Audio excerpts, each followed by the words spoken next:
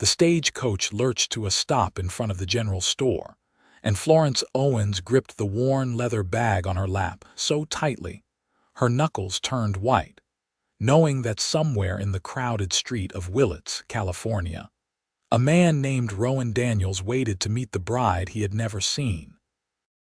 It was the summer of 1882, and the small logging town, nestled in the redwood forests of Northern California, bustled with afternoon activity.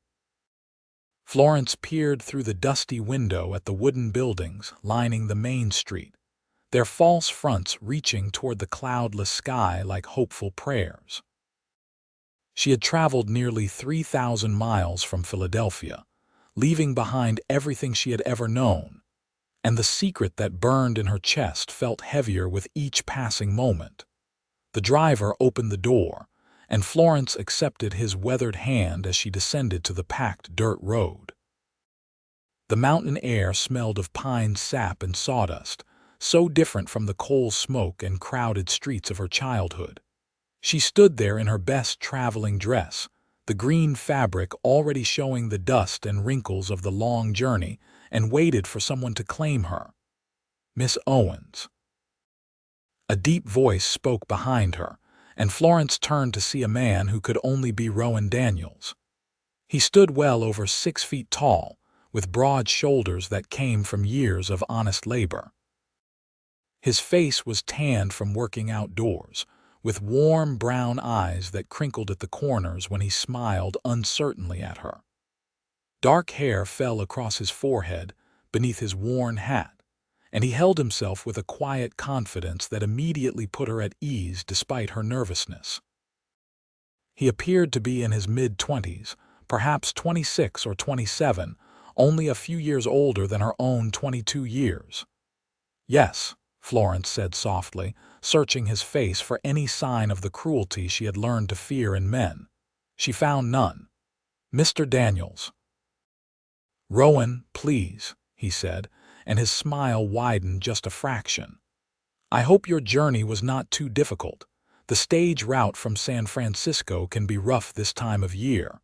Florence managed a small smile in return. "It was long, but I am grateful to be here." They stood awkwardly for a moment, two strangers bound by letters and promises, until Rowan cleared his throat and gestured toward a wagon hitched nearby. "I thought we could stop by the boarding house first, let you get settled. Mrs. Henderson runs a respectable place. Then, if you are agreeable, we could have supper at the hotel restaurant and talk about the wedding arrangements." Reverend Walsh said he could perform the ceremony any day this week. The kindness in his voice made Florence's throat tighten with unexpected emotion. In his letters, Rowan had been polite and straightforward, describing his life as a cattle rancher with a small spread about 5 miles outside of town. He had explained that he needed a wife to help build a proper home and family, and that he would treat her with respect and provide for her to the best of his ability. What he did not know, what she could not bring herself to write in her careful replies, was that she was running from a past that threatened to destroy any chance at happiness. "That sounds very reasonable," Florence said, clutching her bag tighter. "Thank you for your consideration." Rowan took her trunk from the driver and loaded it into the wagon with an ease that spoke of considerable strength. He helped her onto the bench seat, his hands gentle and respectful, before climbing up beside her and taking the reins. As they moved through the town, he pointed out various landmarks with the easy pride of a man who loved his home. "That is the new schoolhouse they just finished last year," he said, indicating a fresh-painted building. "And over there is the saloon, though I do not frequent it much myself. The church is just around the corner. Willits is a good town, Miss Owens. People look after each other here." Florence studied the buildings and the people they passed. Loggers with their distinctive suspenders and heavy boots walked alongside ranchers in dusty chaps. A woman in a calico dress swept the steps of what appeared to be a dress shop. Children ran between the buildings, their laughter carrying on the warm air. It seemed peaceful, settled, a place where a person might disappear into a quiet life, if only she could be certain the past would let her. The boarding house stood on a quieter street, a two-story structure with a wide porch and lace curtains in the windows. Mrs. Henderson proved to be a plump woman in her 50s with kind eyes and a no-nonsense manner. She showed Florence to a small but clean room on the second floor, chattering about the town and welcoming her warmly. "We do not get many mail-order brides through here anymore," Mrs. Henderson said as she opened the curtains to let in the afternoon light. "Most of the men who wanted wives have found them by now. But Rowan Daniels is a good man, Miss Owens. Lost his parents to fever 5 years back, and he has been running that ranch by himself ever since. Works hard, keeps to himself mostly, but he is honest and decent. You could do much worse." "He seems very kind," Florence said carefully. "Kind, yes, but strong too. You need strength to make it in this country." Mrs. Henderson paused at the door. "Supper is at 6 if you want to eat here, but I suspect Rowan has other plans for tonight. Take your time getting settled, dear." When Mrs. Henderson left, Florence sank onto the narrow bed and finally allowed herself to tremble. She had made it this far, crossed the entire country, and Rowan seemed like everything his letters had promised. But the secret she carried would not remain hidden forever. In 6 months, maybe 7 if she was lucky, everyone would know the truth. She was pregnant. The child growing inside her was the result of the worst night of her life, a night she tried desperately not to remember. Her employer's son in Philadelphia had cornered her in the kitchen one evening when the family was out, and despite her struggles and pleas, he had taken what she had no power to withhold. When she discovered her condition 2 months later, she knew she had 2 choices: face the streets and certain death, or find a way to survive. No one in Philadelphia would believe her word against that of a wealthy young man. She would be labeled a whore and cast out. The advertisement in the newspaper had seemed like providence. Western rancher seeking respectable woman for marriage, must be of good character and willing to work hard. A new life in a place where no one knew her story. She had responded immediately, carefully crafting her letters to present herself as the orphaned daughter of a shopkeeper, alone in the world and seeking a fresh start. None of it was a lie, exactly. Her father had owned a small shop before he died. She was alone. And she desperately needed a fresh start, but she had not mentioned the pregnancy. How could she? What man would willingly take on another man's child, especially one conceived in violence? She had told herself she would find a way to explain it, that perhaps she could claim the child came early, though any woman with experience would know the truth. The guilt of the deception ate at her constantly, but the alternative was unthinkable. Florence washed her face in the basin and changed into her other dress, a simple blue cotton that was nevertheless her best. She pinned her dark brown hair carefully, studying her reflection in the small mirror. Her face was pale from travel and worry, her green eyes shadowed with secrets. She did not look like a bride glowing with happiness.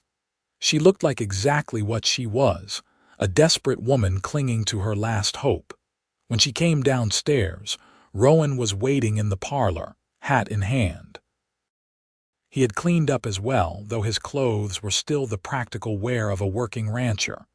He stood when she entered, and something warm flickered in his eyes. "You look lovely, Miss Owens," he said simply. "Florence, please," she replied.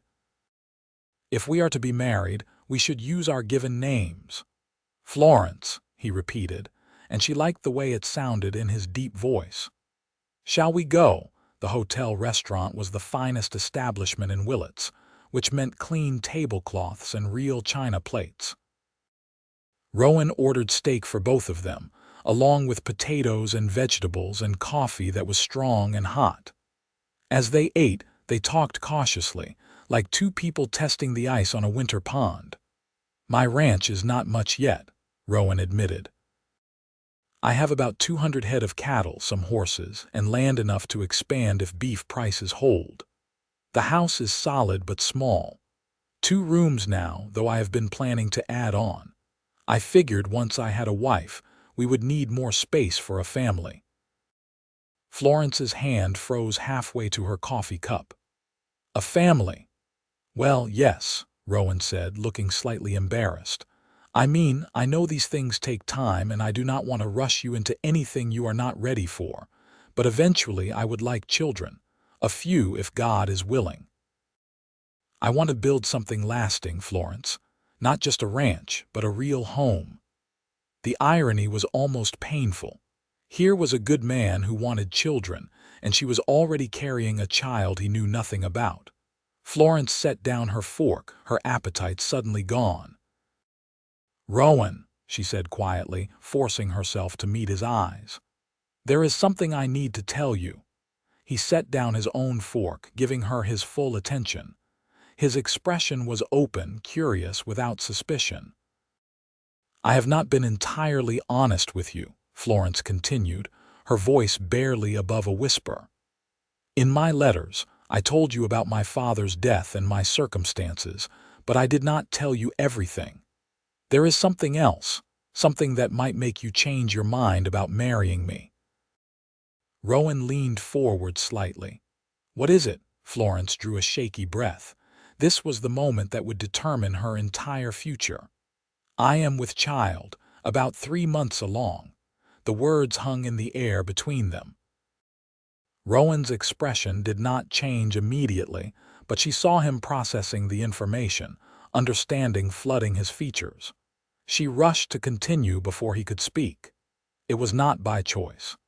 My employer's son, he forced himself on me.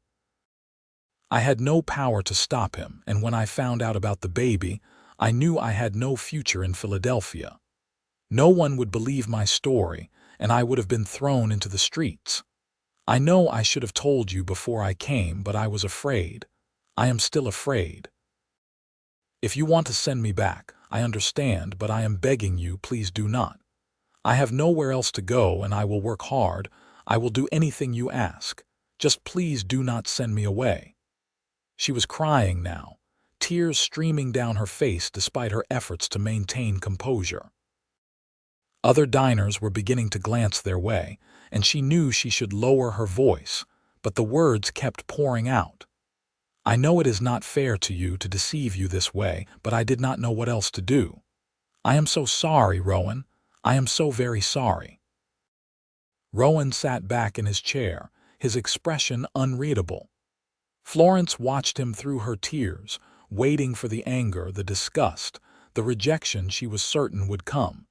Instead, he pulled out a handkerchief and handed it to her across the table. "Dry your eyes, Florence," he said gently.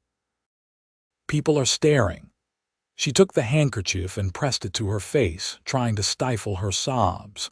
When she could finally look at him again, she found him watching her with an expression that looked almost like pain. "Did he hurt you badly?" Rowan asked quietly. The question surprised her. Yes, but I survived. And the baby, you are well. You have seen a doctor," a midwife in Philadelphia examined me. "She said I was healthy, that the baby should come in January." Rowan nodded slowly. He picked up his coffee and took a long drink, his eyes distant. Florence sat frozen, waiting for the verdict that would determine whether she faced the future as a wife or as a homeless woman with an illegitimate child. Finally, Rowan set down his cup and looked directly at her. "I am not going to send you back, Florence." She felt the breath leave her lungs in a rush. "You are not." "No." His voice was firm, decided. "What happened to you was not your fault. No woman should have to endure that, and no woman should be punished for another man's sin. As for the child, well, a baby is a blessing, regardless of how it came to be." "But people will talk," Florence said, hardly daring to believe what she was hearing. "They will count the months and know the child is not yours. Let them talk. Rowan's jaw set stubbornly. Anyone with sense will understand that a woman can bring a child from a previous situation. We will tell people you were widowed before we met, if you like, or we can tell them the truth. Either way, Florence, if you are willing to marry me and make a life here, then we will face whatever comes together. Florence stared at him, this man she had known for less than 3 hours, who was offering her more grace and kindness than she had ever known. Why would you do this? You do not even know me. Rowan reached across the table and took her hand, his calloused fingers warm and steady. I know enough. I know you have been hurt and scared. I know you were brave enough to travel 3,000 miles to start over. And I know that right now, you and that baby need someone to stand with you. I may not be much, Florence, just a rancher trying to make his way, but I give you my word that I will protect you both. Whatever it is, we will face it together, darling. The endearment, spoken so naturally, broke something inside Florence. She gripped his hand like a lifeline, and for the first time in months, she felt a flicker of hope. I will be a good wife to you, she whispered. I promise I will work hard and never give you cause to regret this. I know you will, Rowan said with quiet confidence. Now eat your supper. You need to keep your strength up, and I paid good money for that steak. Despite everything, Florence found herself laughing, a shaky but genuine sound. She picked up her fork and forced herself to eat, and as the meal continued, they began to talk more easily. Rowan told her about the ranch, about his plans for expansion and improvement. He talked about his parents, who had homesteaded the land 20 years earlier, and about growing up in the shadow of the great redwoods. He spoke of the hard winters and the beautiful springs, of the challenges of ranching and the satisfaction of building something with his own hands. Florence, in turn, told him about her childhood in Philadelphia, about her father's shop and the books she loved to read. She talked about her mother, who had died when Florence was 12, and about the years she had spent working as a domestic servant after her father's death 3 years ago. She did not dwell on the assault, and Rowan did not press her for details, seeming to understand that some wounds were too fresh to probe. As the evening wore on, Florence found herself relaxing in increments. Rowan had a dry sense of humor that surprised her, and he listened when she spoke, really listened, as though her words mattered. It was such a stark contrast to the men she had known in Philadelphia, who barely acknowledged servants as human beings. When they finally left the restaurant, the sun was setting behind the mountains, painting the sky in shades of orange and purple. Rowan walked her back to the boarding house, keeping a respectful distance but staying close enough that she felt protected. I talked to Reverend Walsh before you arrived, Rowan said as they reached the porch. He can perform the ceremony tomorrow afternoon if you are agreeable. I know it is fast, but I thought you might prefer to have things settled quickly. Tomorrow would be fine, Florence said. More than fine. Good. Rowan hesitated, then continued. I want you to know, Florence, that I do not expect anything from you right away. When we marry, you will come to the ranch and you will have your own room until you feel comfortable with other arrangements. I will not force myself on you, not ever. What we build together will be based on respect and, God willing, affection that grows over time. Florence felt tears pricking her eyes again. You are a good man, Rowan Daniels. I am just a man trying to do right, he replied. I will come by at 2 o'clock tomorrow. Wear whatever makes you happy. He tipped his hat and walked back to his wagon, and Florence watched him go with a feeling she had not experienced in so long she almost did not recognize it. It felt something like safety. The wedding the next day was simple and brief. Florence wore her blue dress with a spray of wildflowers that Mrs. Henderson helped her arrange in her hair. Rowan wore a clean shirt and string tie, and he stood straight and serious, as Reverend Walsh read the brief ceremony. Mrs. Henderson and her husband served as witnesses, beaming with approval. When Rowan said, "I do," his voice was steady and sure. When Florence repeated the words, she meant them with every fiber of her being. This man had offered her salvation when he owed her nothing. She would spend the rest of her life trying to be worthy of that gift. Rowan kissed her cheek chastely when the Reverend pronounced them married, and Florence felt a flutter in her stomach that had nothing to do with the baby. They signed the certificate, accepted congratulations from the handful of townspeople who had gathered, and then Rowan helped her into the wagon for the journey to her new home. The ride to the ranch took them out of town and into the forest. The road wound between massive redwood trees that soared overhead like the pillars of a cathedral. Shafts of afternoon sunlight pierced through the canopy, and the air smelled green and alive. After about 30 minutes, they emerged into a clearing where a sturdy log house stood beside a barn and several outbuildings. "It is not much," Rowan said, sounding almost apologetic, "but the house is sound and the land is good." "It is beautiful," Florence said honestly. After the cramped tenements and narrow streets of Philadelphia, the open space and clean air felt like paradise. Rowan helped her down and carried her trunk inside. The house consisted of a main room with a stone fireplace, a kitchen area with a cast iron stove, and two smaller rooms that served as bedrooms. The furniture was simple but well made, and everything was scrupulously clean. "This will be your room," Rowan said, showing her into one of the bedrooms. It held a bed with a patchwork quilt, a dresser with a mirror, and a washstand. A window looked out over the meadow where cattle grazed peacefully.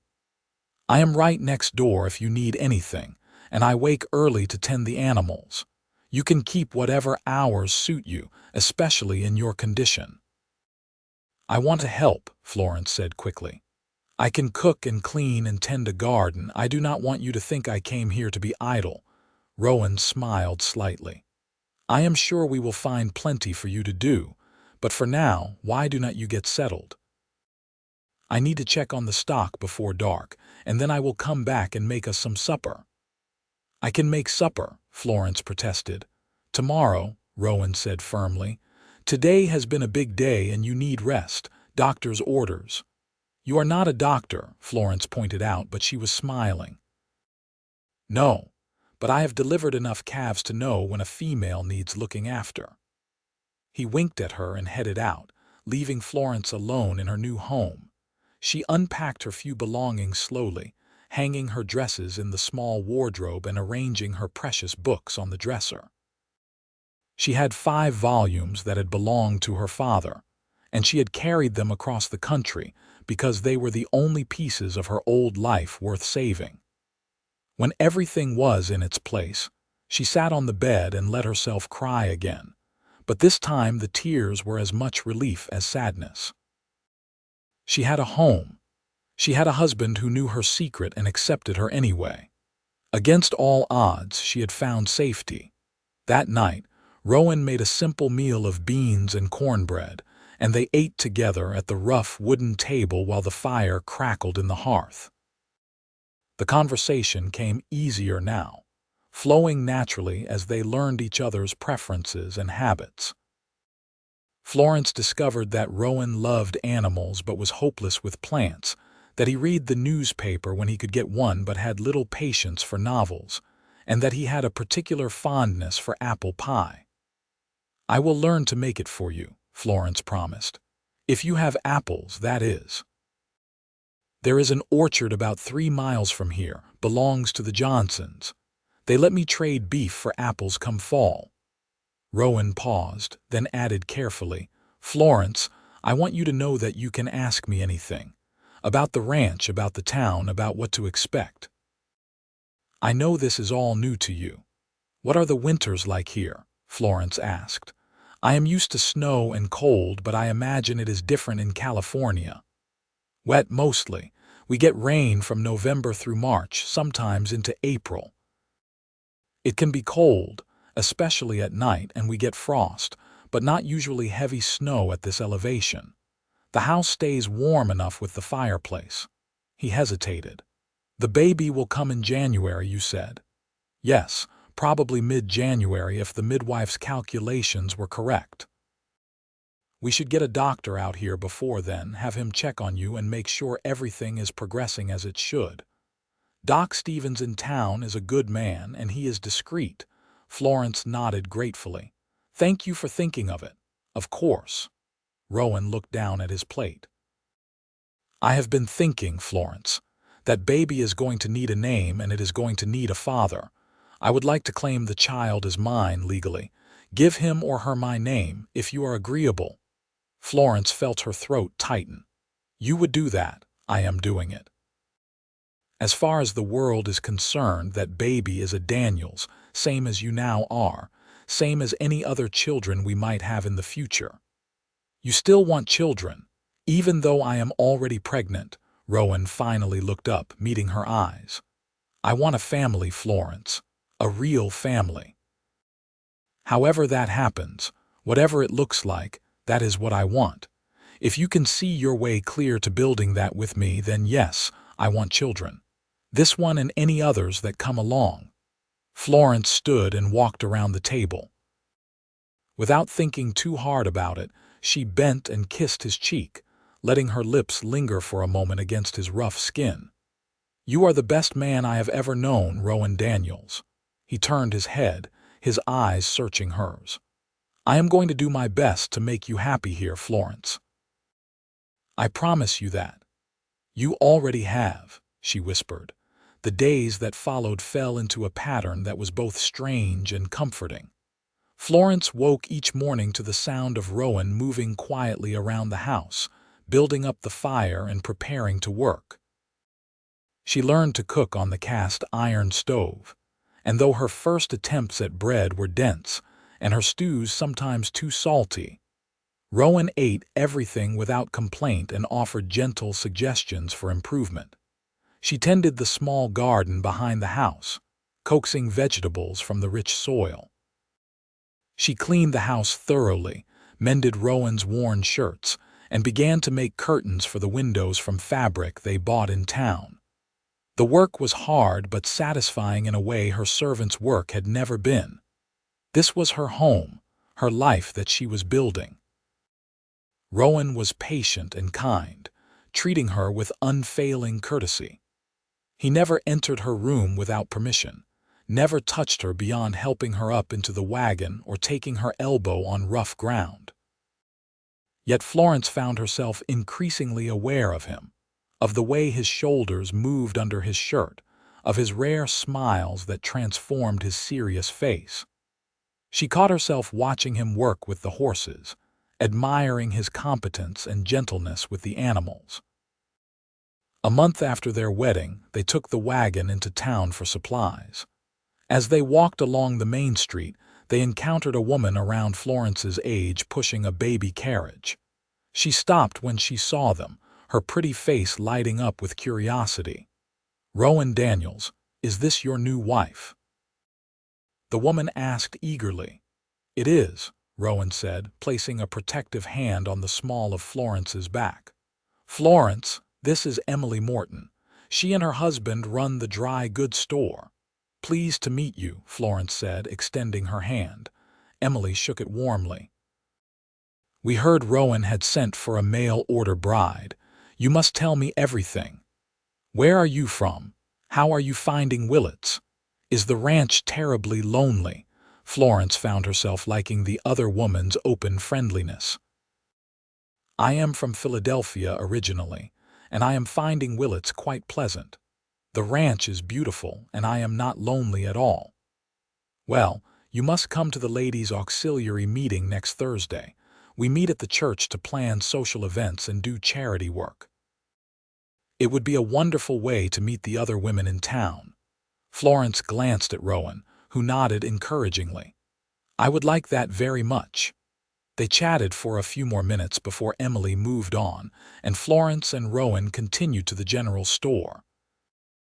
As they shopped, the proprietor, an older man named Mr. Gilbert, congratulated them on their marriage and piled extra items into their order. "You treat this lady right, Rowan," Mr. Gilbert said with a wink.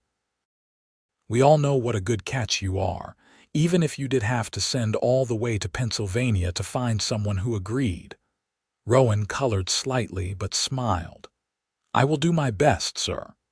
As they loaded the wagon, Florence noticed a man watching them from across the street. He was tall and lean with sharp features and cold eyes. When he saw her looking, he tipped his hat mockingly before disappearing into the saloon. "Who was that?" Florence asked quietly. Rowan followed her gaze and his expression hardened. "Garrett Shaw. He owns the spread north of mine. We have had some disputes over water rights and boundaries. He is not a good man, Florence. If you ever see him on our property or he approaches you in town, you come find me immediately." The intensity in Rowan's voice startled her. "Has he done something to you?"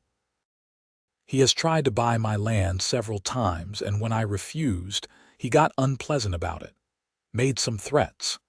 He thinks because he has more money and more men working for him, he can push around the smaller ranchers. But I am not going anywhere, and he knows it."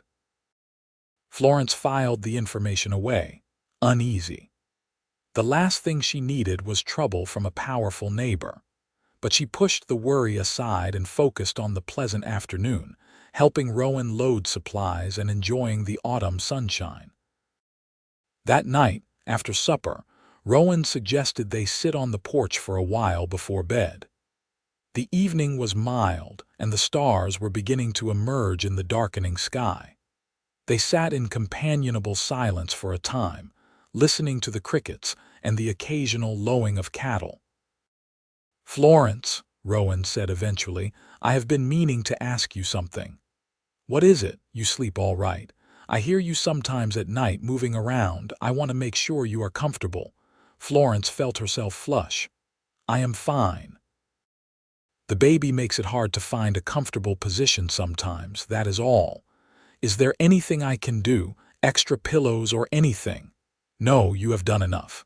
More than enough." She paused, then added softly, "Rowan, I want you to know how grateful I am. Not just for taking me in, but for the way you treat me, like I matter." "You do matter," Rowan said simply. "You are my wife. In name, maybe, but you have been so patient, so kind, even though this is not really the marriage you wanted." Rowan was quiet for a long moment. When he spoke, his voice was careful. "I will admit this is not what I imagined when I placed that advertisement. I thought I would get a simple woman looking for a simple life, and we would figure things out as we went. But Florence, I do not regret how things turned out. You are brave and smart, and you work harder than any woman I have known. If you are willing, I think we could build something real here, something lasting." Florence turned to look at him in the dim light. "You mean that?" "I do." He reached over and took her hand, the gesture tender and deliberate. "I know we have not known each other long, and I know you have been through hell. I am not asking for anything you are not ready to give. But I want you to know that I am coming to care for you, Florence, really care for you. Not just as a responsibility or a bargain, but as a person, as my wife." Florence felt warmth spread through her chest. She squeezed his hand, marveling at how safe she felt with this man. "I am coming to care for you too, Rowan, more than I thought possible." They sat there holding hands until the chill drove them inside, and when Florence went to bed that night, she found herself wishing, just a little, that Rowan had kissed her properly. Not on the cheek like a brother, but on the lips like a husband. As October gave way to November, the rains began. They were not the violent thunderstorms Florence remembered from Philadelphia, but steady, gentle rains that turned the world gray and green. The cattle huddled under the trees, and Rowan spent long days riding the boundaries of his property. checking fences and making sure none of the stock had wandered. Florence's pregnancy began to show more obviously. Her dresses grew tight around the middle, and she let out seams and added panels until Rowan suggested they buy fabric for new dresses that would accommodate her changing shape. She attended the ladies' auxiliary meeting and found herself warmly welcomed by the other women. Emily Morton became a particular friend, stopping by the ranch sometimes with her young son to visit and share gossip. It was Emily who warned Florence about Garrett Shaw's growing hostility toward Rowan. "He has been saying things in town," Emily confided one rainy afternoon as they sat in Florence's kitchen drinking tea. "Claiming Rowan's cattle are crossing onto his land and eating his grass. Some people think he is trying to start trouble so he can force Rowan into a conflict." "Why would he do that?" Florence asked, alarmed. "Because Rowan has the only direct access to Johnson Creek this side of the valley. Shaw wants it for his own herd, but he cannot get to it without crossing Rowan's property. If he could buy Rowan out or drive him away, he would control all the good water in the area." Florence felt cold despite the warmth of the kitchen. "Rowan has not said anything to me about this. He probably does not want to worry you, especially in your condition." Emily reached over and patted Florence's hand. "I am sure it will blow over. Shaw is all bluster, but you should know what is going on." That night when Rowan came in from his evening rounds, Florence confronted him. "Emily Morton told me about Garrett Shaw's accusations." "Why did you not mention it?" Rowan hung up his wet coat and sighed. "Because there is nothing to mention. He is making noise, that is all. My cattle have not crossed onto his land. He knows it and I know it. But what if he does something? What if he hurts you?" "He is not going to hurt me, Florence." Rowan came over and cupped her face in his hands, a gesture of intimacy that made her breath catch. "I can handle Garrett Shaw. I do not want you worrying about this, especially not now. You need to stay calm and healthy." "I am not fragile," Florence protested. "I know you are not, but you are pregnant and stress is not good for you or the baby." He rubbed his thumbs gently across her cheeks. "Promise me you will not let this upset you." "I promise," Florence whispered, leaning into his touch. "But Rowan, promise me you will be careful. I could not bear it if something happened to you." Something shifted in his eyes, something hot and tender. "I promise," he said, and then he did what Florence had been hoping for. He kissed her. It was gentle at first, questioning, giving her the chance to pull away if she wanted. But Florence did not want to pull away. She leaned into the kiss, her hands coming up to grip his shirt, and Rowan responded by deepening the kiss, his arms wrapping around her carefully, mindful of her belly. When they finally broke apart, both breathing hard, Rowan rested his forehead against hers. "I have been wanting to do that for weeks," he admitted. "Why did you not?" Florence asked, slightly breathless. "Because I wanted you to be ready. I wanted you to want it too." He pulled back to look at her. "Do you want it, Florence? Do you want me?" "Yes," she said without hesitation. "I want you, Rowan. I want this marriage to be real." He kissed her again, and this time there was no hesitation, no holding back. His hands moved over her back and she pressed against him, feeling the solid strength of his body. When they finally separated, Rowan was breathing hard. "Are you sure?" he asked hoarsely. "I do not want to push you. You are not pushing me, I am sure." He took her hand and led her to his bedroom, the one she had never entered.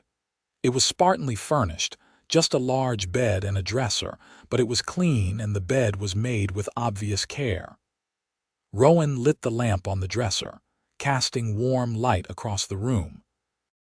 They undressed slowly, helping each other with buttons and laces. When Florence stood in just her chemise, self-conscious of her rounded belly, Rowan looked at her with such warmth and desire that her embarrassment faded. "You are beautiful," he said, and she believed him. He was gentle with her, so careful and patient that Florence found herself relaxing into his touch. He kissed her stomach where the baby grew, whispering that he would protect them both, and then he made love to her with a tenderness that brought tears to her eyes. This was nothing like the violence she had endured before. This was what it was supposed to be, two people choosing each other, caring for each other. Afterwards, they lay tangled together, Florence's head on Rowan's chest, listening to his heartbeat steady and strong. "I love you," Rowan said quietly into the darkness. "I know it is soon, and I know we have not known each other long, but I love you, Florence." Florence felt tears slide down her cheeks. "I love you too," she whispered. "I did not think I could ever feel this way after what happened, but I do." "I love you, Rowan," he held her tighter. "Whatever comes, we face it together. Remember that." "I will," she promised. From that night on, they shared a bed, and Florence moved her few belongings into Rowan's room. The second bedroom they began to prepare as a nursery, and Rowan spent his evenings building a cradle with his own hands, carving designs into the wood with painstaking care. December brought colder weather and more rain. Florence grew larger and more uncomfortable, but she refused to stop working. She cooked and cleaned and helped Rowan with whatever he would allow. They talked endlessly, sharing stories and dreams and fears. Florence told him more about her childhood, about the books she loved and the places she had always wanted to see. Rowan talked about his plans for the ranch, about wanting to breed better cattle and maybe get some sheep. "I want to build you a bigger house," he said one evening as they sat by the fire. "One with a parlor and a proper kitchen, maybe a porch that wraps all the way around. When we have the money, that is what I want to do." "This house is perfect," Florence said, resting her hand on her belly where the baby kicked. "I do not need anything fancy, Rowan, just you and our family." "Our family," he repeated, smiling. "I like the sound of that." Christmas came, and they celebrated quietly at the ranch. Rowan had cut a small pine tree and set it up in the corner, and Florence decorated it with strings of popcorn and dried apples.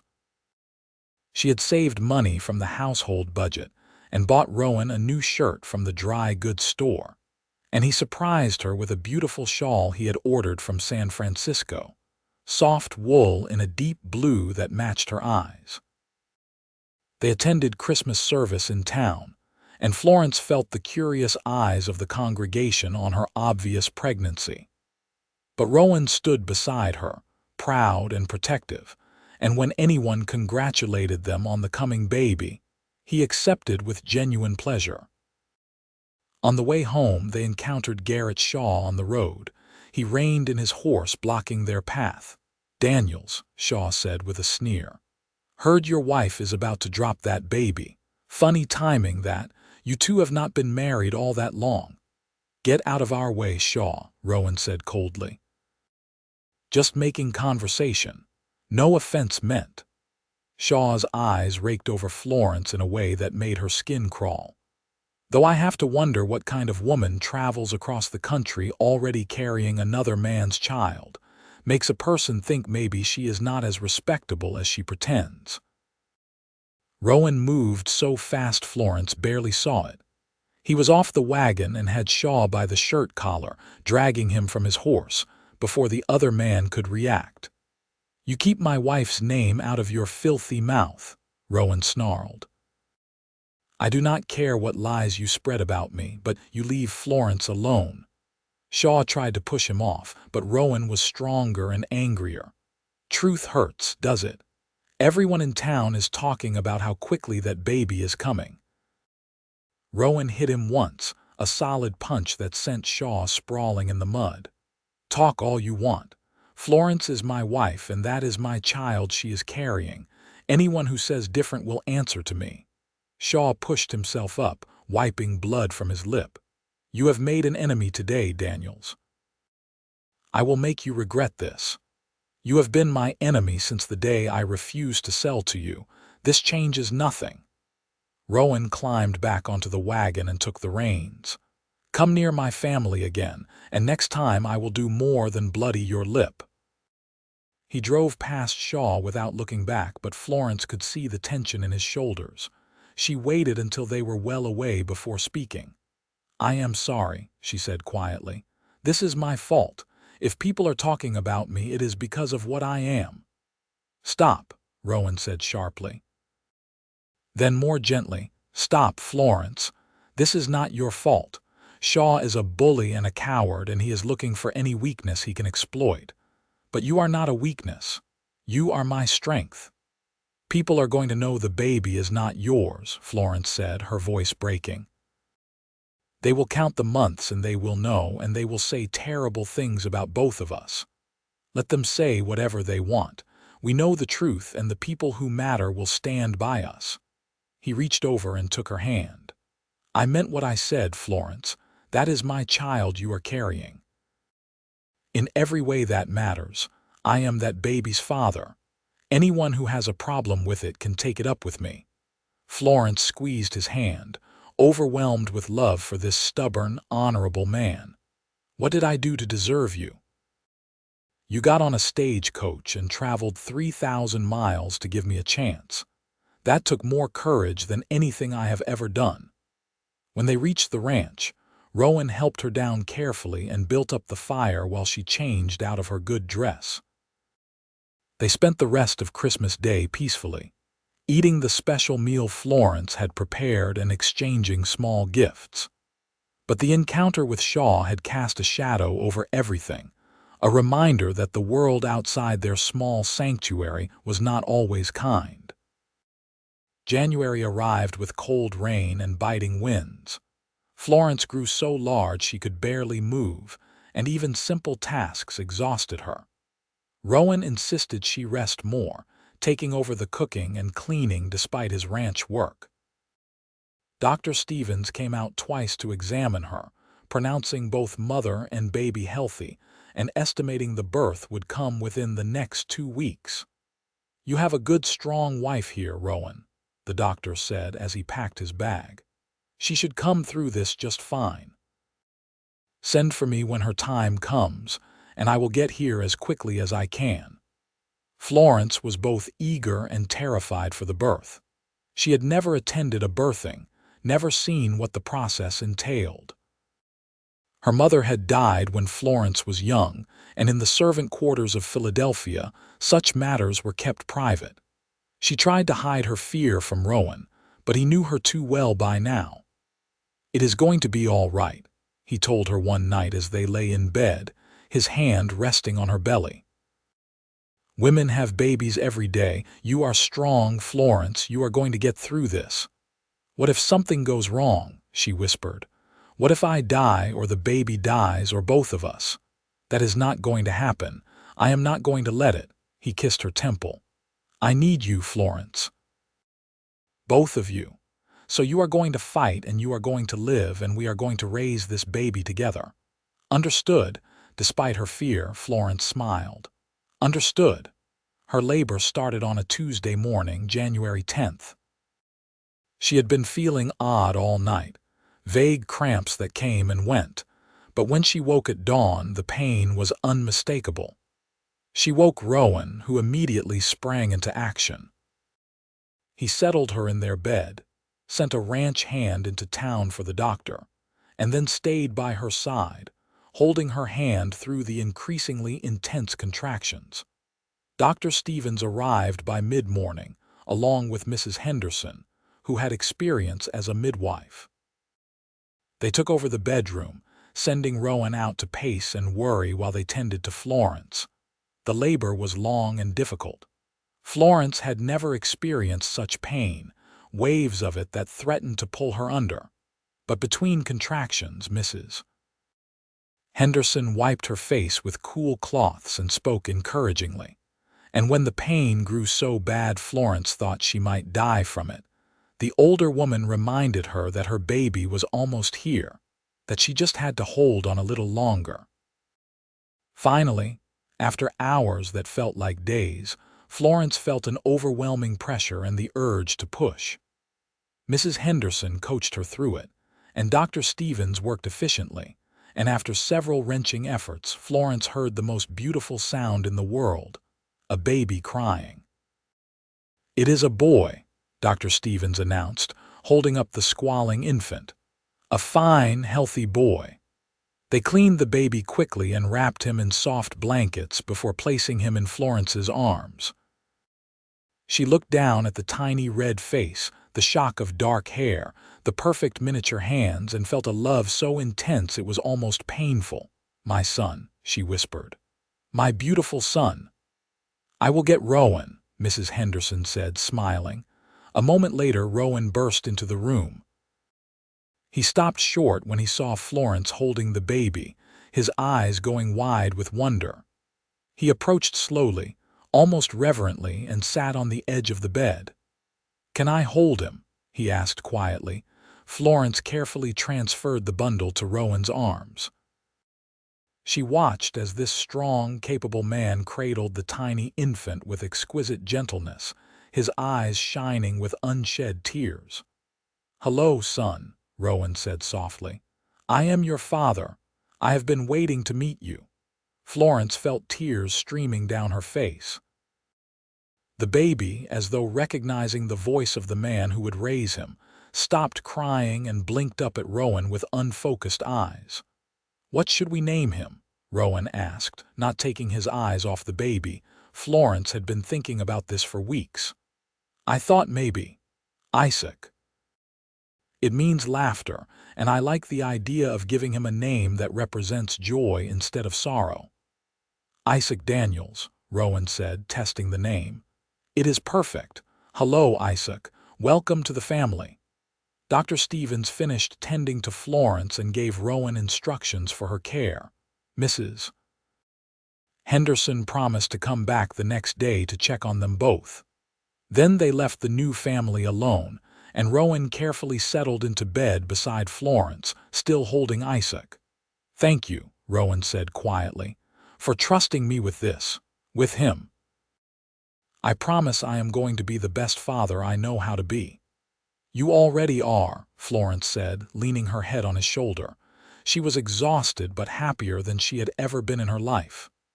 "We did it, Rowan. We made a family." "We did," he agreed. "And this is just the beginning." The weeks that followed were a blur of sleepless nights and endless feedings. Isaac proved to be a healthy baby with strong lungs, and he made his needs known loudly and frequently. But neither Florence nor Rowan minded.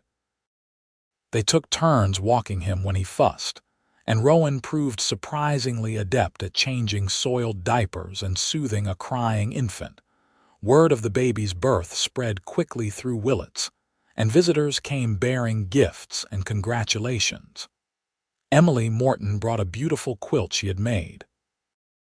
The pastor and his wife stopped by with a basket of food. Even gruff old Mr. Gilbert from the general store came out to the ranch with a wooden rattle he had carved himself. Not everyone was kind, though.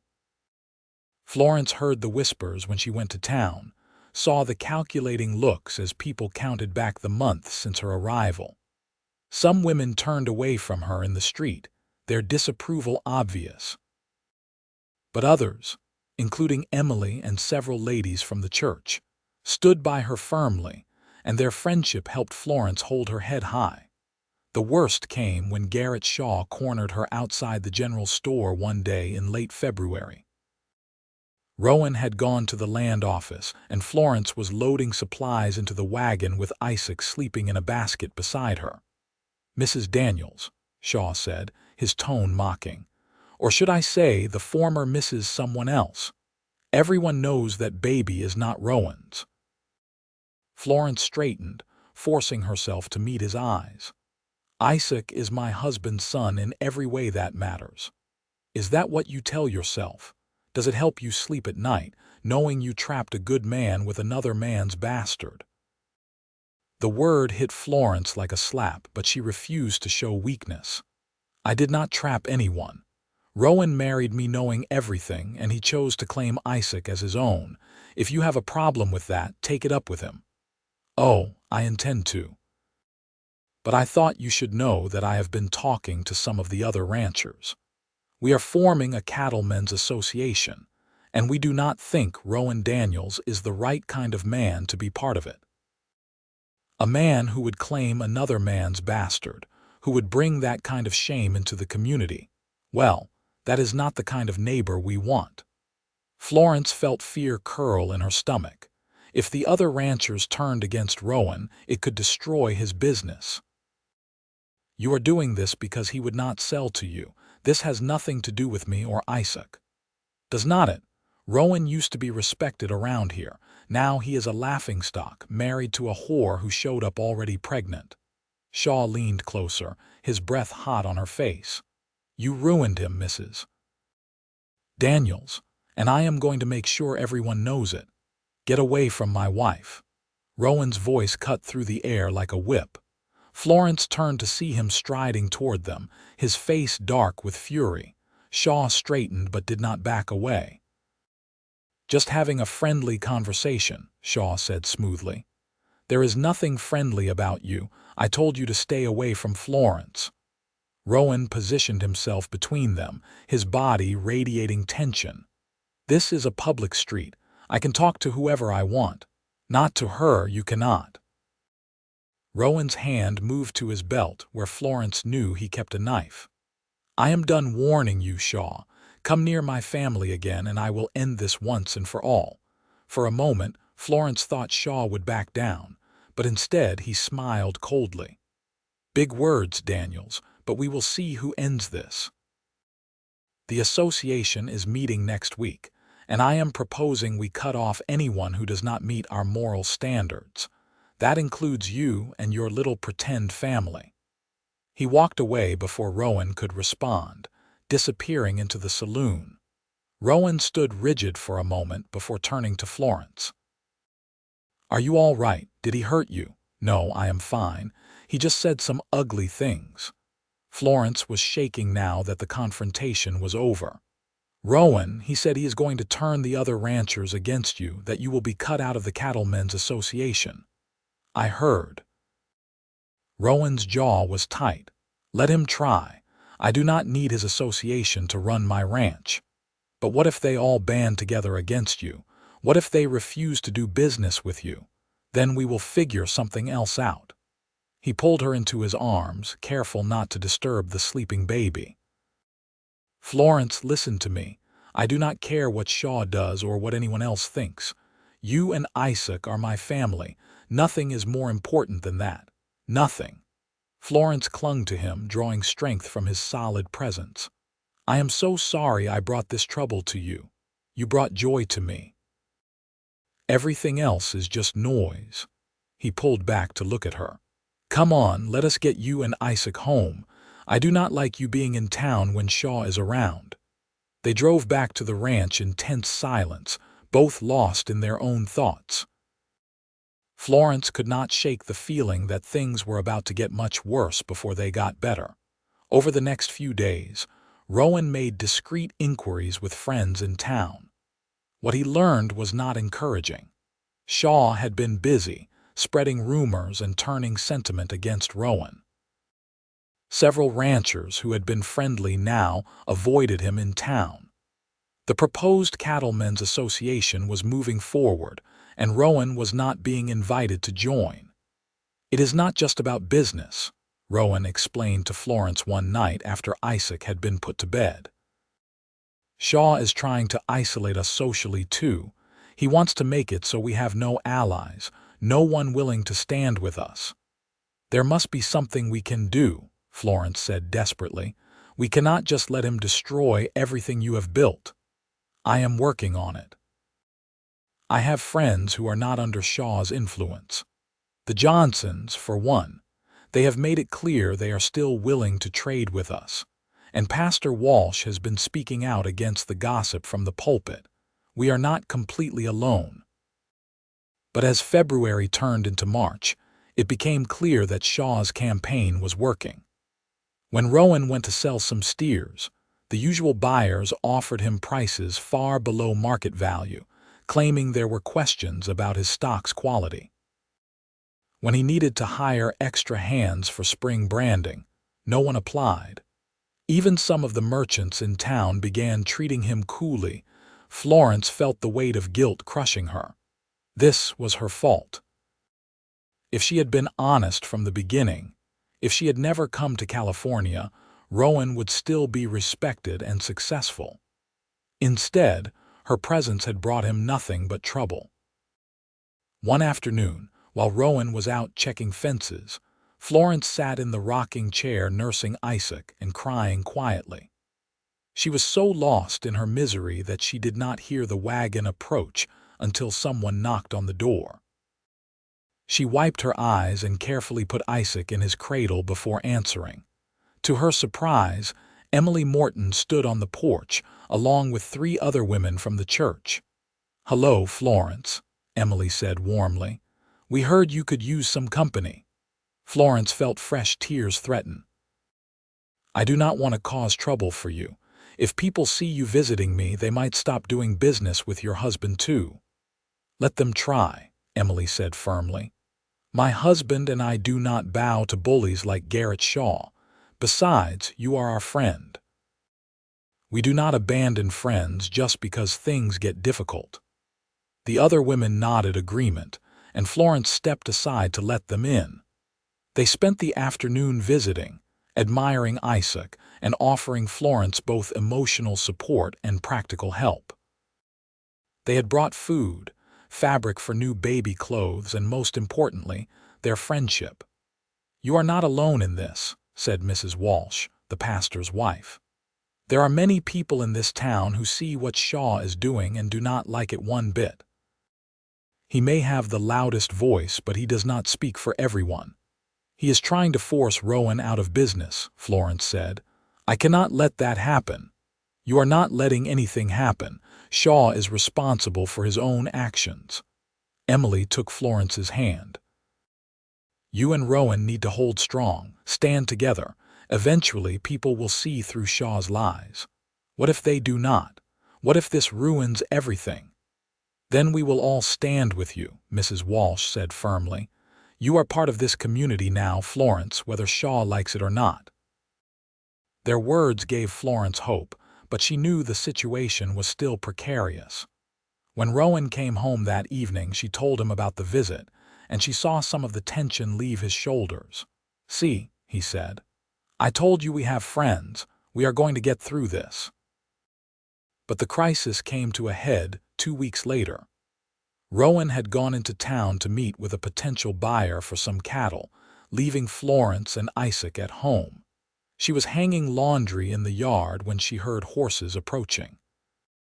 Expecting Rowan's return, she was startled to see 4 men she did not recognize riding into the yard. "Can I help you?" Florence called, unease prickling along her spine.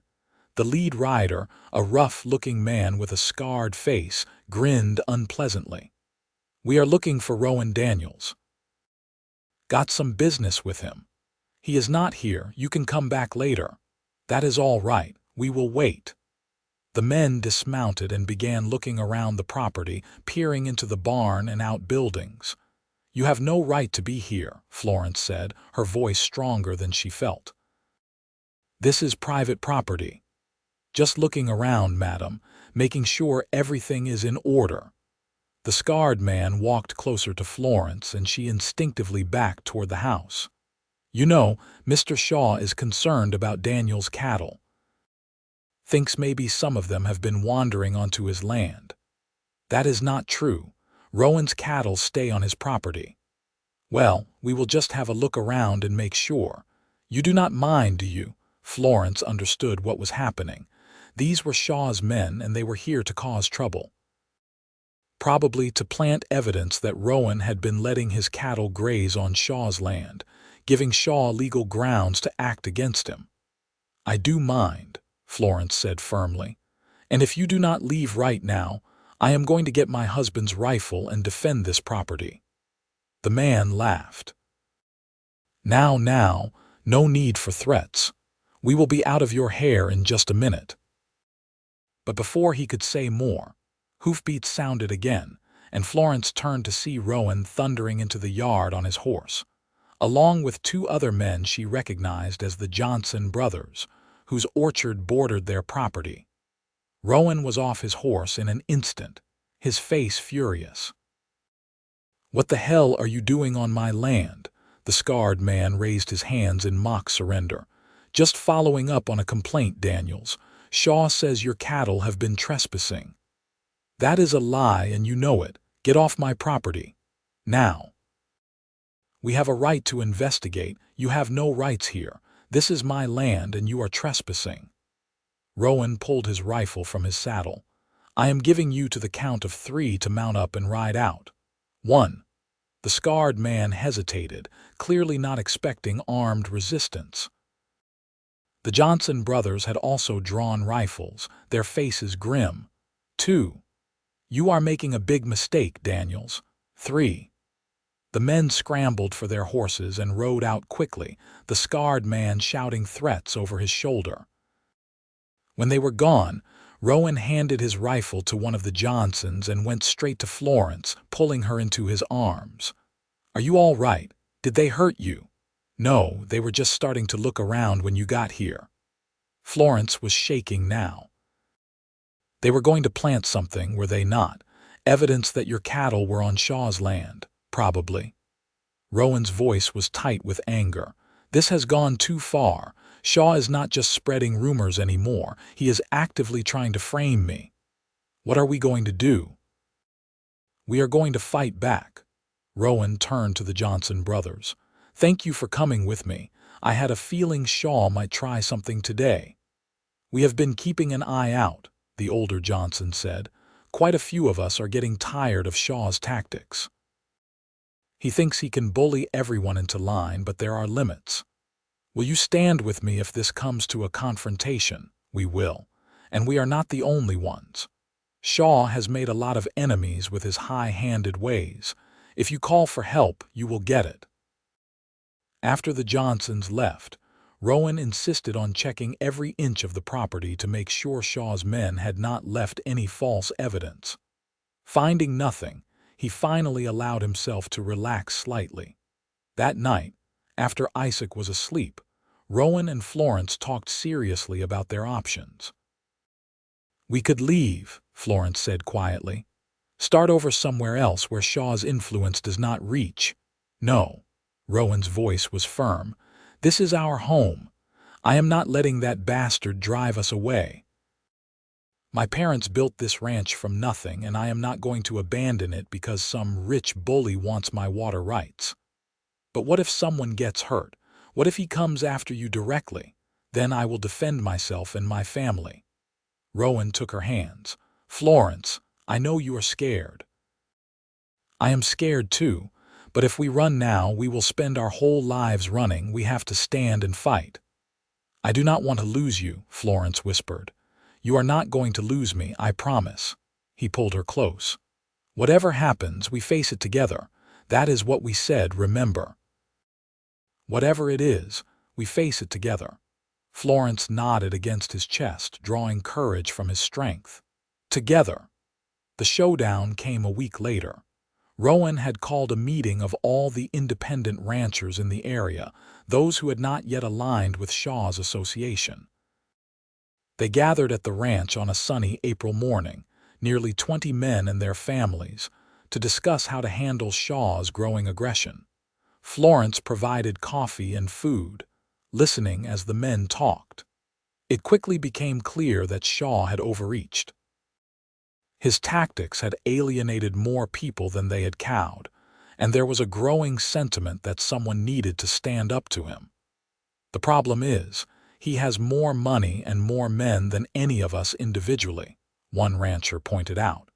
"If it comes to a fight, he can outgun any single one of us." "But not all of us together," Rowan said. "That is why I called you here. Shaw has been dividing us, making us weak. But if we band together, if we form our own association based on mutual support instead of intimidation, we can stand against him." "What exactly are you proposing?" Another man asked. "A formal cooperative. We pool resources, share labor during busy seasons, and most importantly, we back each other up when Shaw tries his tricks. If he sends men to intimidate one of us, we all respond. If he tries to undercut one of us economically, we all support that person. We make it clear that an attack on one is an attack on all. There was a murmur of approval, and after some discussion, the men agreed. They formed what they called the Willits Ranchers Cooperative, with Rowan as the elected chairman. They drew up bylaws, established rules for mutual aid, and made plans to formally register with the county. When Shaw heard about the new cooperative, he was furious. He called his own meeting of the Cattlemen's Association and demanded that they take action against the upstart group. But by then, his influence had waned. Several members of his association defected to join the cooperative, attracted by its more democratic structure and cooperative spirit.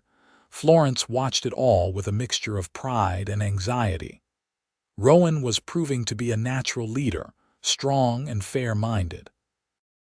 The other ranchers respected him, and their wives had begun to accept Florence as well, won over by her quiet dignity and her obvious love for her family. In May, Shaw made one last attempt to intimidate Rowan. He sent a formal letter demanding payment for damages allegedly caused by trespassing cattle, along with a threat to take legal action if the payment was not made. Rowan called a meeting of the cooperative, and they decided to respond as a group. 20 ranchers signed a letter pointing out that Shaw's claims were false, that multiple witnesses could attest to Rowan's careful management of his herd, and that any legal action would be met with a counter-suit for harassment. The unified response apparently convinced Shaw that he had lost. The legal threats were quietly dropped, and though Shaw continued to maintain his own association, he stopped actively targeting Rowan and the other cooperative members. An uneasy peace settled over the valley. As spring turned into summer, life at the ranch returned to a more normal rhythm. The cooperative proved successful, with members helping each other with branding, fence repair, and other labor-intensive tasks. Rowan's standing in the community was fully restored, and Florence found herself accepted and even admired for her strength during the difficult months. Isaac grew from a tiny infant into a chubby, happy baby with Rowan's brown eyes and Florence's dark hair. Rowan doted on him, spending every free moment playing with him and teaching him about the ranch. To anyone watching, there was no doubt that Isaac was Rowan's son in every way that mattered. On a warm evening in late June, Florence and Rowan sat on the porch after putting Isaac to bed, watching the sun set behind the mountains. "I have been thinking," Rowan said slowly. "Now that things have settled down, maybe it is time we talked about expanding the house like I mentioned before. I would like to add another bedroom or two, for future children." Florence turned to look at him, her heart swelling. "Future children, if you want them. I know Isaac is still young, but I would like him to have brothers and sisters eventually. A big family if you are willing." He reached over and took her hand. "What do you think?" "I think I would like that very much," Florence said softly. "I want Isaac to have siblings, and I want us to fill this house with love and laughter." Rowan grinned, an expression of pure joy that transformed his normally serious face. "Good. Then I will start drawing up plans. Maybe we can begin construction in the fall after the cattle are settled for winter." They sat in comfortable silence for a while, holding hands and watching the stars emerge. Finally, Florence spoke again. "Rowan, I need to tell you something. Something I have wanted to say for a long time." "What is it?" "Thank you for saving me, for giving me and Isaac a home and a family, for loving us when you had no reason to." Her voice broke slightly. "I came here thinking I would be grateful just to survive, to have a roof over my head and food to eat. I never imagined I would find this kind of happiness. The kind of love I did not even know existed. You gave me that." Rowan turned to face her fully, his eyes serious. "Florence, you saved me just as much as I saved you. Before you came, I was just going through the motions, working and sleeping and working some more. I had no real joy in my life, no purpose beyond keeping the ranch running.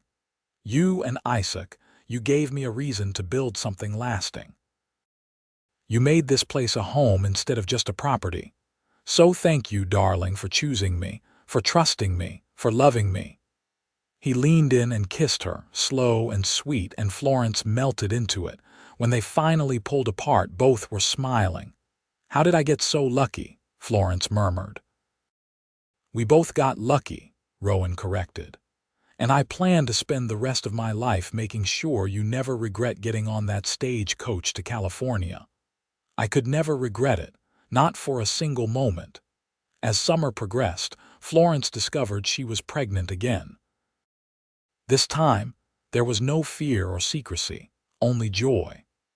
Rowan was thrilled, and Isaac, though too young to understand, seemed excited by all the attention and preparation. The news spread through the community, and the women of the cooperative rallied around Florence with advice and support. Emily Morton was particularly helpful, having gone through 3 pregnancies herself. She spent hours with Florence, answering questions and offering reassurance.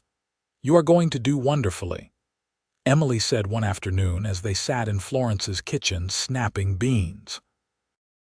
"You know what to expect this time, and you have Rowan to support you.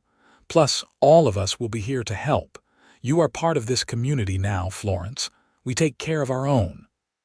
"I still cannot believe how much has changed in a year," Florence marveled. "This time last year I was terrified and alone in Philadelphia. Now I have a husband I love, a son, another baby on the way, and more friends than I ever imagined having." "You deserve it all," Emily said firmly. "You and Rowan both. After everything Shaw put you through, you earned your happiness." In September, construction began on the house addition. True to his word, Rowan designed 2 new bedrooms along with a larger kitchen and a proper parlor. Members of the cooperative donated labor, turning the project into a community effort. The men worked on the framing and roofing, while the women helped with painting and finishing work. By the time the winter rains began in November, the addition was complete. The house had more than doubled in size, and Florence spent happy hours arranging furniture and hanging curtains, making each room a reflection of their growing family. Isaac celebrated his first birthday in January with a small party attended by the cooperative families. He toddled around on unsteady legs, laughing and playing with the other children. Florence, now 6 months pregnant and showing significantly, watched him with a full heart. "Hard to believe he is already a year old," Rowan said, coming up behind her and wrapping his arms around her expanding waist. "Seems like just yesterday you were arriving on that stagecoach, scared and uncertain." "I was terrified," Florence admitted, leaning back against him. "I thought you would take one look at me and send me right back to Philadelphia. Best decision I ever made, not sending you back." He rested his chin on her head. "I love you, Florence Daniels, more than I can say. I love you too." She turned in his arms, reaching up to cup his face. "You are the best man I have ever known, Rowan, the best husband and the best father. I thank God every day that I found you."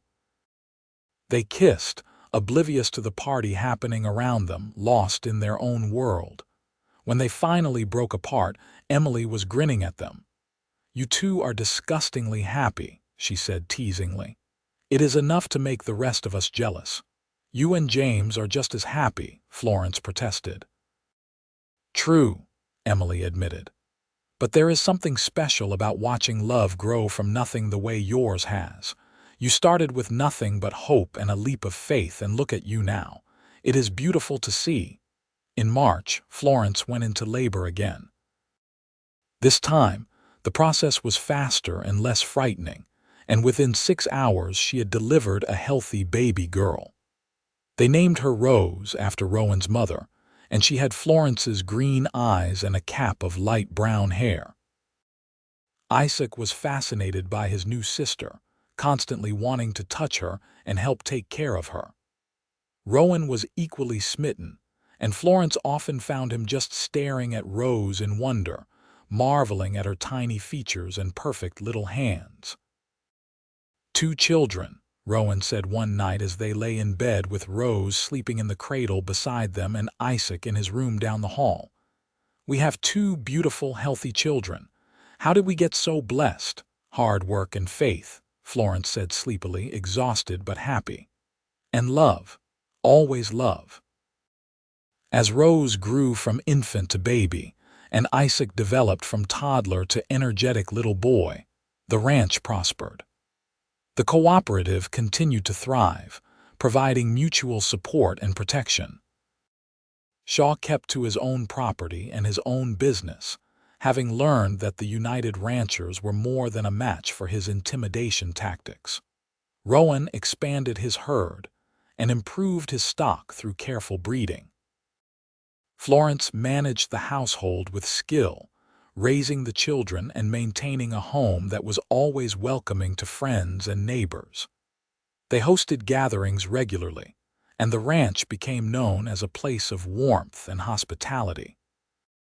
2 years after Rose was born, Florence gave birth to another son, whom they named Jacob. And 2 years after that, twin girls arrived, whom they named Grace and Hope. The house that had once seemed so spacious was now filled to bursting with children and laughter and life. On a warm evening in the summer of 1889, 7 years after Florence had first arrived in Willits, the entire family gathered on the expanded porch after supper. Isaac, now 6.5, was teaching 5-year-old Rose how to whistle. 3-year-old Jacob was trying to catch fireflies with Rowan's help. The twin girls, just over a year old, dozed in Florence's arms as she rocked gently in the chair Rowan had made for her. "Look at us," Florence said, gazing at her family with unconcealed love. "Just look at all of this." Rowan came over and kissed the top of her head. "We did good, did we not? We did amazing." Florence looked up at him, her eyes shining. "I never imagined this kind of life was possible for me. 5 beautiful children, a home, a community, and you, always me," Rowan agreed, smiling. "And always you. Whatever came, we faced it together, just like I promised." "Just like you promised," Florence repeated. As the sun set and the stars emerged, the family stayed on the porch, the children's laughter mixing with the sounds of the evening. Inside, the house stood solid and warm, a testament to the love and commitment that had built it. The ranch spread out around them, prosperous and peaceful, a legacy being built for future generations. Florence thought back to that terrified young woman who had stepped off the stagecoach 7 years ago, clutching her bag and her secrets, certain she was heading toward disaster. That woman could never have imagined this. A loving husband, thriving children, a place in a community, and a future bright with promise. She had come to California with nothing but desperation and a terrible secret. She had found a man willing to accept her anyway, to stand with her and fight for her and love her through everything. Together, they had built something beautiful from the ashes of her past. The secret that had once threatened to destroy her had instead become the foundation of her greatest blessing. Isaac, the child conceived in violence and born in fear, had grown into a bright, loving boy who adored his father and looked exactly like Rowan in temperament and manner, if not in features. No one in Willits spoke any more about the timing of his birth. He was simply Rowan and Florence's eldest son, loved and accepted by everyone who knew him. As for Garrett Shaw, he had eventually sold his ranch and moved on, his power broken by the unity of the cooperative ranchers. The Cattlemen's Association he had tried to use as a weapon had dissolved, replaced by the more democratic and supportive structure of the cooperative. Now, in 1889, the Daniels Ranch was recognized as one of the most successful in the valley. Rowan served on the county board, representing the interests of the small ranchers. Florence was a leader in the community, involved in the church and the school, respected and admired by all who knew her. Their children would grow up knowing they were loved and valued. Isaac would eventually take over the ranch, becoming as skilled and respected as his father. Rose would marry a teacher and become a teacher herself, opening a school for girls in San Francisco. Jacob would become a veterinarian, caring for the animals he loved. Grace and Hope, inseparable as always, would start a successful business together, a general store that would serve Willits for generations. But all of that was still to come. On this perfect summer evening, they were simply a family, complete and happy, bound together by love that had been tested and proven strong. "Tell us the story again, Mama," Isaac said, coming over to lean against Florence's chair. "About how you and Papa met." Florence exchanged a glance with Rowan, who smiled and nodded. This was Isaac's favorite story, one they had told many times, carefully edited for young ears. "Well," Florence began, "I came here on a stagecoach from very far away, and your father was waiting for me right there in town. I was very nervous because I had never seen him before and did not know if he would be kind. But he was kind," Isaac said, knowing the story by heart but never tiring of it. "He was the kindest man in the whole world." "He was," Florence agreed, reaching out to take Rowan's hand. "And when I met him, I knew everything was going to be all right, because he promised me that no matter what happened, we would face it together." "Together," Isaac repeated solemnly. "That is right," Rowan said, ruffling his son's hair. "Together, that is what families do. They face everything together, the good and the bad, and they never give up on each other." "Never ever?" asked Rose, coming over with Jacob trailing behind her. "Never ever," Florence confirmed, "because love is stronger than anything else. Stronger than fear, stronger than trouble, stronger than anything that tries to pull you apart." The children nodded seriously, storing this wisdom away. They were too young to understand the full story, too innocent to know about the violence and fear that had marked Florence's past. But they understood love, and they understood family, and that was enough. As the evening deepened into night, Rowan carried the sleeping twins inside while Florence herded the older children toward bed. There were the usual protests and delays, requests for water and extra stories, but eventually all 5 children were tucked in, and the house grew quiet. Florence and Rowan returned to the porch, sitting side by side in the darkness, hands intertwined. "You ever regret it?" Florence asked quietly. "Taking on so much when you could have had an easier life?" "Not for 1 second," Rowan said without hesitation. "This is exactly the life I wanted, Florence. You and our children, this ranch, this community, it is everything, even during the hard times. When Shaw was threatening us and people were talking, especially then. Because that is when I learned what we were capable of together. We did not just survive, darling. We thrived. We built something that will last for generations." Florence leaned her head on his shoulder, contentment filling her from head to toe. "I love you, Rowan Daniels, with everything I am. And I love you, Florence Daniels, now and always." They sat there in the peaceful darkness, 2 people who had found each other against all odds and built a life beyond anything either had dreamed possible. The past, with all its pain and fear, had faded into distant memory, replaced by a present so rich and full it almost hurt to contemplate. The mail-order bride had arrived with a secret that threatened to destroy her. The cowboy had said, "Whatever it is, we will face it together, darling." And they had. They had faced everything together: judgment, threats, hardship, and triumph. They had built a family, a home, a legacy. And as they sat together under the California stars, surrounded by the fruit of their love and labor, they knew with absolute certainty that they would continue facing everything together for the rest of their days. The story that had begun with fear and desperation had become a story of love, courage, and hope. A story of two people who had chosen each other and refused to let anything tear them apart. A story that would be told and retold by their children and grandchildren. A testament to the power of love to transform even the darkest circumstances into light. As the moon rose over the ranch and the night creatures began their songs, Florence and Rowan remained on the porch, wrapped in each other's arms, grateful beyond words for the journey that had brought them together and the life they had created. Their story had a happy ending, but more than that, it had a happy middle and a promise of a happy future. Because true love, the kind that weathers every storm and emerges stronger, does not just end happily. It continues, growing deeper and richer with every passing year, creating new chapters of joy and meaning.